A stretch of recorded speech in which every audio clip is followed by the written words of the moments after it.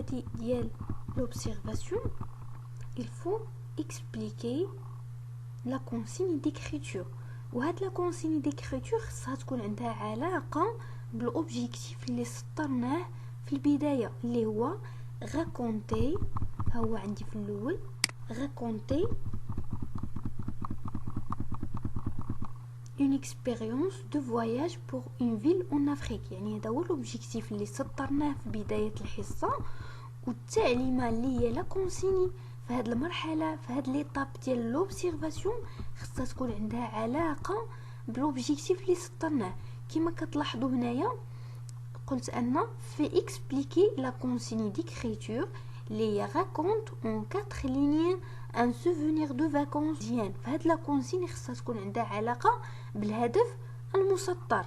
السلام عليكم ورحمة الله تعالى وبركاته. مرحبا بكم أصدقائي في فيديو جديد. بداية بغيت نهنئكم بذكرى المولد النبوي الشريف. كنهنئ الأمة الإسلامية في كافة بقاع العالم بمناسبة المولد النبوي الشريف.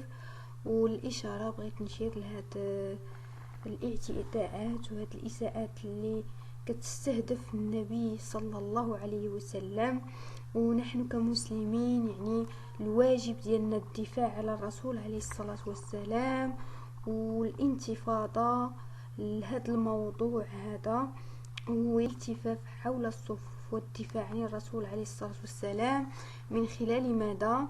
من خلال يعني تجسيد المقاطعة التي دعت لها كافة المسلمين باتباع سنة النبي عليه الصلاة والسلام والتمسك برسول عليه الصلاة والسلام والاقتداء به واتباع سنته صلى الله عليه وسلم.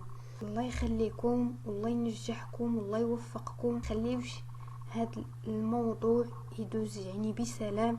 ضروري خصنا نتحدوا، ضروري خصنا اننا ندافعوا على الرسول عليه الصلاة والسلام، نقاطعوا المنتوجات ديال، نكملوا تتمة امتحان دورة يناير 2018.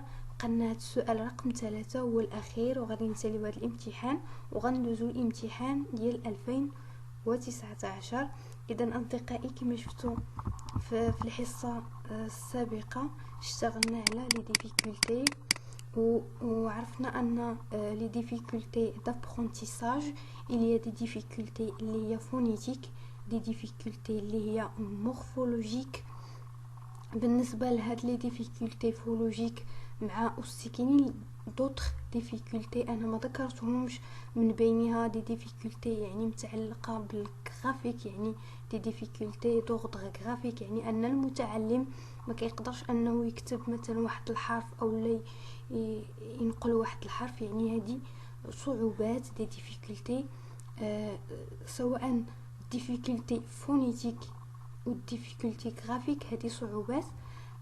هذه صعوبات كنواجهوها في المستويات الاولى اللي هو المستوى الاول والمستوى الثاني مثلا والثالث الى غير ذلك، ولكن المستويات يعني الرابع والخامس والسادس فهاد لي ديفيكولتي كنظن ما غاديش يتطرحوا. لي ديفيكولتي اللي كتطرح في هاد المستويات هي ديفيكولتي دوغد ليكسيكال مع ديفيكولتي دوغد سانتاكسيك. عقلوا على هاد جوج ديال الصعوبات، عقلوا عليهم مزيان باش اذا تطرحوا لكم في الامتحان تمكنوا انكم تجاوبوا. يعني دائما راه فهم السؤال نصف الجواب. حاولوا انكم تفهموا السؤال، ديروا مجهود دائما. il faut faire des efforts، ديروا des efforts باش انك تفهم المطلوب، وايضا حاول انك دير effort وتقاتل انك تجاوب. الناس اللي عندهم مشكل في الفرنسية ما تقولش عندي مشكل في الفرنسية، حاول انك تجاوب ولو انك تخطأ ولا ولو انك يعني دير اني فوق ماشي مشكل. الاساس انك تخدم، الاساس انك تحط لهم شي حاجه تما، انك انسان باغي تخدم ومستعد انك تتعلم. هذا هو الاساس. وهذوك الناس اللي كيصحوا راه كيلمسوا هاد الاشياء من خلال الاجابات ديالنا. يعني كيشوفوا واش الانسان متمكن، واش الانسان باغي يتعلم، واش الانسان عنده شخصيه استاذ، واش الانسان يعني هاد المسائل كامله كيلمسوها من خلال الاجوبه ديال المترشح. اذا كما اشرت دي ديفيكولتي هما الصعوبات. كاينين دي ديفيكولتي دوغدغ ليكسيكال، دي ديفيكولتي دوغدغ سانتاكسيك، وايضا كاينين دوطخ ديفيكولتي كنا في لا سيونس بريسيدون، يعني شفناهم في الفيديو السابق. اللي بغى يتفرج يمشي للفيديو السابق، وغادي نحط لكم في لابواط دانفو في صندوق الوصف، تفرجوا فيه غتستافدوا بزاف. ودائما فاش كيتطرح هذا السؤال ديال الديفيكولتي توقعوا انه مباشره غادي يكون تحته السؤال ديال تريتمون. ça veut dire traitement ou remédiation. parfois غتلقاو traitement traiter ou remédiation يعني المعالجه. هاد لي تيرم هادو عقلوا عليهم مزيان لانهم كيتطرحوا، وحاولوا انكم تفهموا واحد الصيغه ديال الجواب اللي نتوما غترتاحوا فيها في الامتحان. فاش غادي تحط لك الامتحان اون فوا تلقى دي ديفيكولتي دوغدغ ليكسيكال او دي ديفيكولتي دوغدغ سانتاكسيك، ديريكتومون دير الجواب ديالك في التريتمون، ديريكتومون غدير داك الجواب اللي انت دايرو في دماغك، يعني ما غاديش تحتاج انك تفكر ولا شي حاجه. يعني نتوما غاديين الامتحان وانتوما معولين على هاد المسائل، ما تقولوش نهار الامتحان تبلوكيت اولا ما عرفتش اش نحطوا، لا عولوا على هاد الشيء وخدموا وقراو. وكنتمنى لكم ودائما في التعاليق كندعي معكم، وكنتمنى يا ربي توفقكم وتنجحكم ان شاء الله. وعندي واحد الامنيه يعني ودائما كنبغي نبارطاجيها معكم، ولكن كنقول باقي الحال هذا، ولكن هاد المره غادي نقولها لكم باش نحمسكم انكم تقراو وتجتهدوا وتنجحوا. انا عندي واحد الامنيه اللي هي شي واحد يعني يكون متابعني وكيتفرج في لي فيديو ديالي وكيستافد وكيتحمس، ودائما يعني كياخذ واحد الطاقه ايجابيه في الفيديوهات ديالي وكيستافد. كندعي الله سبحانه وتعالى نهار يدوز الكتاب ينجح ويجي يقولها لنا في دي كومونتير، يقولنا راني نجحت الحمد لله. وايضا في الشفوي يقولنا راني نجحت، ونفرحوا كاملين يا ربي. الله يسهل عليكم كاملين والله ينجحكم. وما تنساوش اي حاجه ما كتجيش بالسهل، دائما خاصنا نخدموا وخاصنا نجتهدوا باش ننجحوا.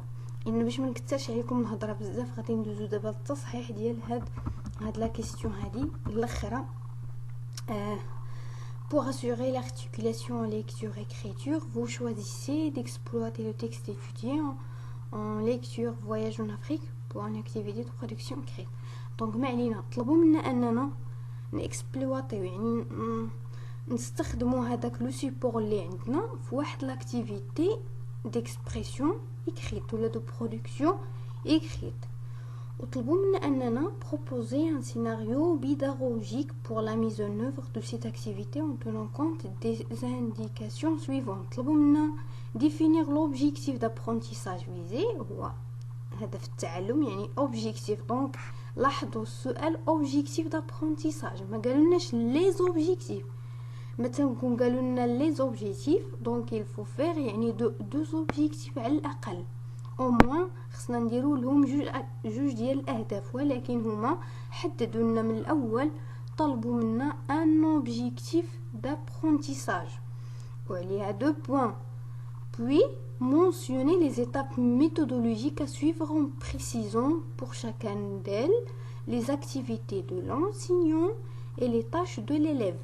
donc هنايا المطلوب منا اننا نديرو واحد السيناريو بيداغوجيك اللي هو الجدادة، يعني عبارة عن جدادة. اذا كتصحيح لهذا السؤال هذا كنقترح واحد objectif d'apprentissage اللي هو raconter une expérience de voyage pour une ville en Afrique.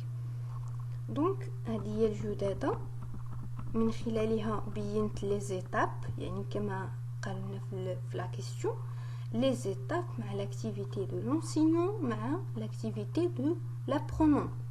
عندها ديال l'expression ou production écrite عندها 5 étapes. première étape هي observation ولا كنقولوا découverte. deuxième étape عندنا l'application. troisième étape اللي هي la production. quatrième étape relecture مع réécriture. donc اي جدادة ديال production écrite كتمر من هاد 5 ديال المراحل. دونك عقلوا على هادو مزيان. الان غادي نشوفوا في كل مرحله شنو كنديروا، يعني شنو هما لي زاكتيفيتي qu'il faut faire, que ce soit pour l'enseignant ou pour l'apprenant. Donc بالنسبه لهاد المرحله ديال l'observation, par exemple présente le texte à lire.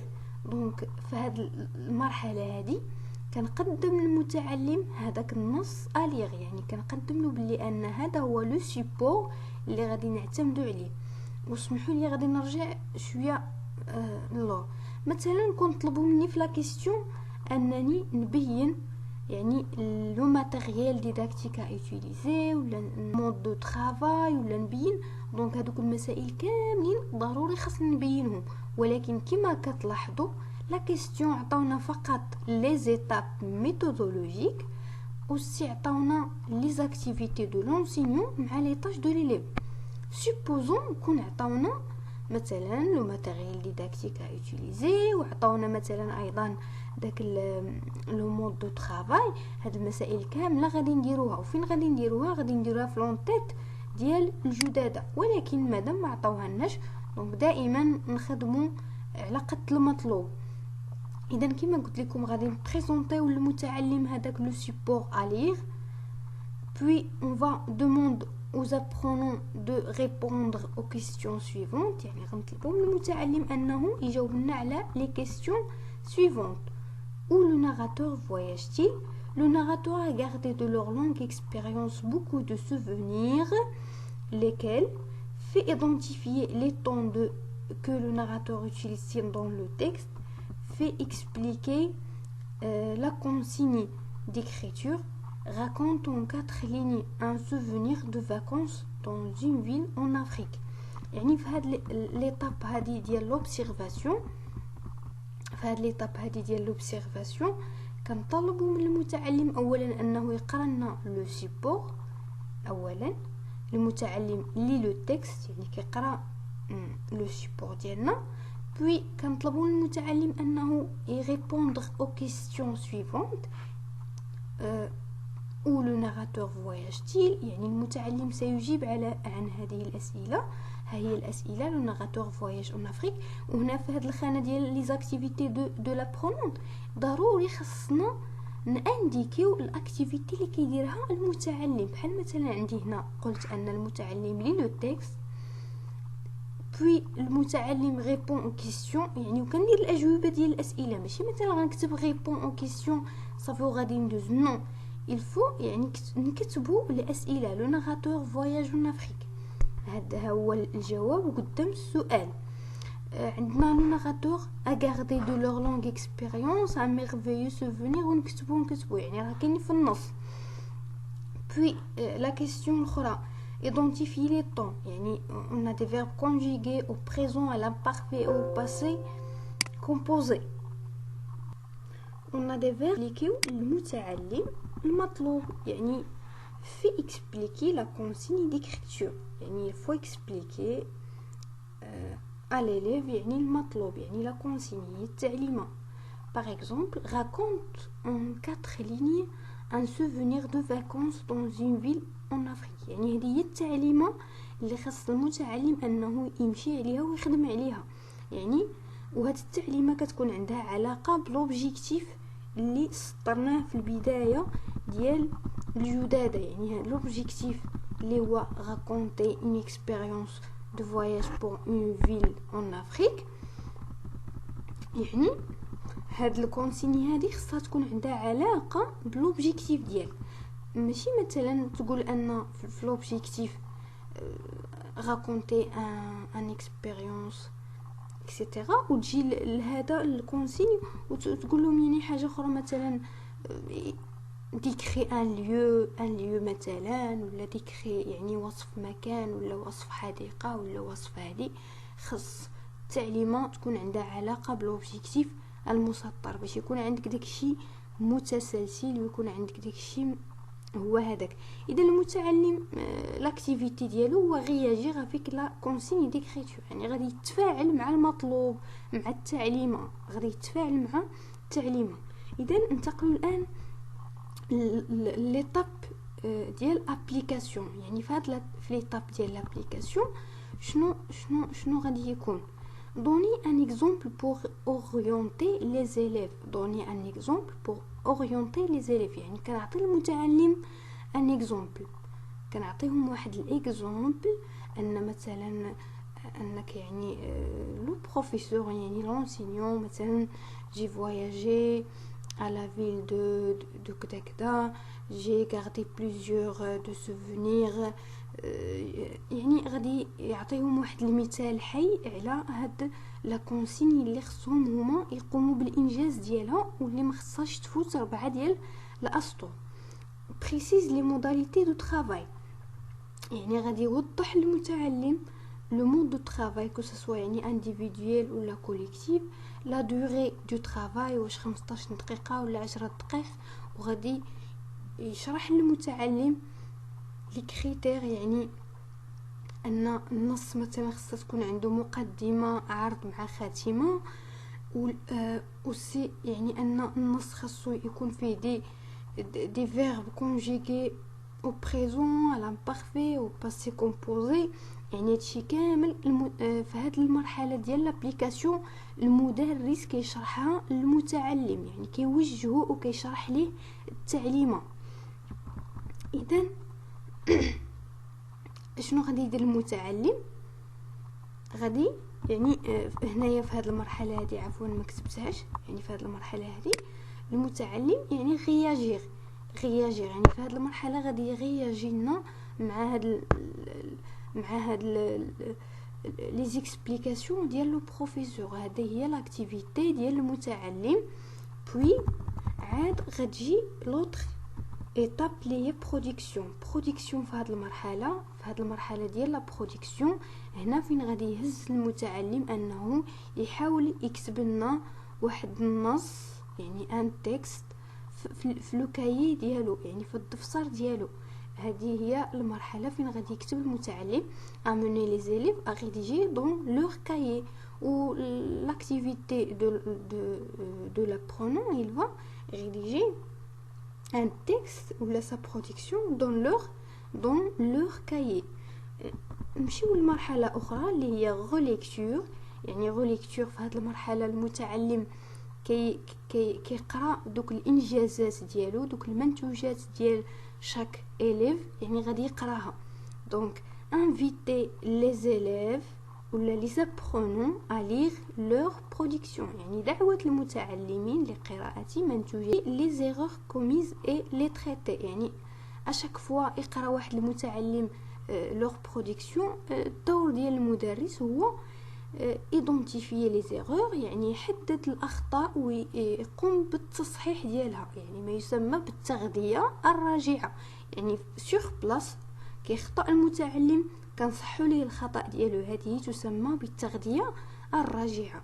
دونك الدور ديال المتعلم هو relecture et participation à la correction des erreurs. يعني غادي يقرأ المتعلم sa production et il va participer à la correction des erreurs، يعني غادي يشارك وغادي يتفاعل مع التصحيح ديال الأخطاء. وفي هذه المرحلة غادي تكون أسي معالجة، يعني تصحيح الأخطاء هو المعالجة. الآن غنمشيو لآخر مرحلة اللي هي ريكريتور، اللي هي mise en commun puis correction collective et individuelle. يعني هنايا غادي تكون واحد التصحيح جماعي، تصحيح لانديفيديوال، يعني شاك élève اللي عنده دي زيرور غادي يحاول يصحهم. في هذه المرحله فاش كنكتبوا لا برودكسيون اكريت في السبوره، كنختاروا مثلا واحد البرودكسيون اكريت ديال واحد المتعلم اللي هو مزيان، كنكتبوه في السبوره، كنصحوا ليه الاخطاء ديالو، وكنطالبوا من المتعلمين انهم يصحوا ايضا الاخطاء ديالهم، اللي هي هذه المرحله ديال انفيتي ا ريكرير لور تكست كوريجي. دونك يعني كيصححوا المنتوجات ديالهم في الدفاتر ديالهم. يعني وهنايا الدور ديال المتعلم هو ريكرير، يعني اعاده التصحيح ديال لا برودكسيون توجور سو لا ديريكسيون دو بروفيسور، يعني تحت اشراف الأستاذ ولا يعني سوء لا ديريكسيون، يعني بتوجيه من المدرس إلى غير ذلك. وإذا لاحظتوا في الجدد ديالي دائما كنستعمل يعني واحد دي تيرم اللي هي محفزه، دي تيرم اللي هي مساعده مرشده. كما تعلمون يعني الان نحن في واحد المقاربه اللي هي مقاربه بالكفايات، اللي كتطلب منا اننا نجعل المتعلم محور العمليه التعليميه التعلميه، نجعل المتعلم هو اللي كيبني التعلمات ديالو، والدور ديال المدرس فقط ينحصر في التوجيه، المساعده، الارشاد الى غير ذلك. اذا هنا المتعلم هو اللي كيبني التعلمات ديالو، هو اللي كيتوصل المعرفه بوحدو، هذه في اطار المقاربه بالكفايات.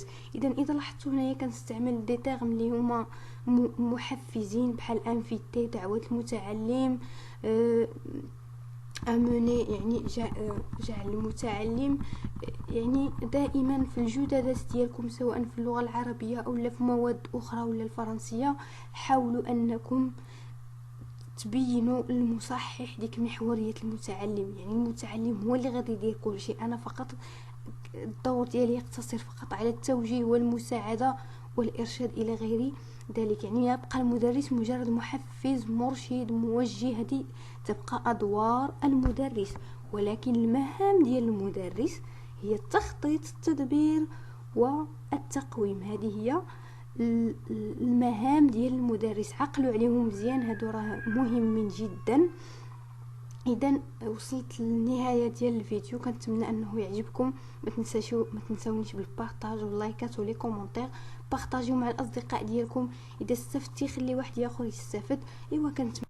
اذا اصدقائي، هاد الجديده هي صالحه لاي برودكسيون اكريت. المتغير فيها هو لوبجيكتيف مع لا كونسيني، واوسي شكون غادي يتغير هو هاد ليطاب ديال لوبسيرفاسيون اللي غادي تغيروا هاد لي كيسيون هادي، وغادي تغير لا كونسيني اللي هي raconter un voyage،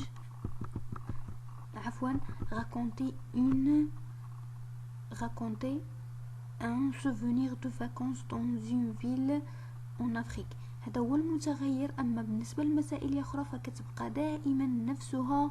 اذا في اي جداده ديال لا برودكسيون اكريت تقدروا تستعملوا هذه الجداده هذه، كتبوها عندكم في المذكره ديالكم وخليوها عندكم، غادي تنفعكم بزاف. وسؤال اخر كيتطرح عليا كثيرا اللي هو الدليل ديال المستوى السادس من التعليم الابتدائي. فالدليل لحد الان مازال ما تم الاصدار ديالو. حتى السنه المقبله عاد غنعتمدوا على المستجدات وعلى التنقيح اللي وقع لهذا المستويين اللي هما الخامس والسادس ابتدائي. حتى السنه المقبله سنه 2021 عاد غادي نعتمدوا على هاد المستجدات. اذا الان كنشتغلوا فقط بالدليل ديال المستوى ديال الان كنشتغلوا بالدليل ديال اللي كان عندنا سابقا، هو اللي كنشتغلوا به. والاشاره فقط فلا برودكسيون اكريت عندها كتمر من 2 ديال الحصص، اللي المده الزمنيه ديال كل حصه 30 دقيقه. نتمنى لكم التوفيق والنجاح، والله يعاونكم واعناكم الله. اذا اصدقائي، هذه الجديده هي صالحه لاي برودكسيون اكريت. المتغير فيها هو لوبجيكتيف مع لا كونسيني، واوسي شكون غادي يتغير هو هاد ليطاب ديال لوبسيرفاسيون اللي غادي تغيروا هاد لي كيسيون هادي، وغادي تغير لا كونسيني. في اي جداده ديال لا برودكسيون اكريت تقدروا تستعملوا هاد الجداده هادي، كتبوها عندكم في المذكره ديالكم وخليوها عندكم، غادي تنفعكم بزاف. وسؤال اخر كيتطرح عليا كثيرا اللي هو الدليل ديال المستوى السادس من التعليم الابتدائي. فالدليل لحد الان مازال ما تم الاصدار ديالو. حتى السنه المقبله عاد غنعتمدوا على المستجدات وعلى التنقيح اللي وقع لهذا المستويين اللي هما الخامس والسادس ابتدائي. حتى السنه المقبله سنه 2021 الدليل ديال اللي كان عندنا سابقا هو اللي كنشتغلوا به. والاشاره فقط فلا برودكسيون اكريت عندها كتمر من 2 ديال الحصص، اللي المده الزمنيه ديال كل حصه 30 دقيقه.